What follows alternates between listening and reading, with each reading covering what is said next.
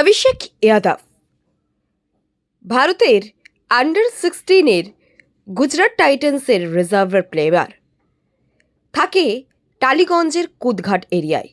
Sri Lanka junior প্রিমিয়ারের জন্য তিনি select হয়।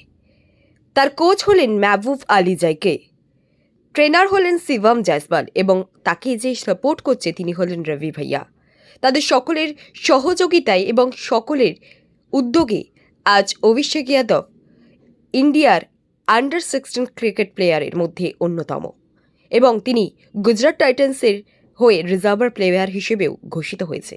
দেখুন তারই কিছু ঝলক।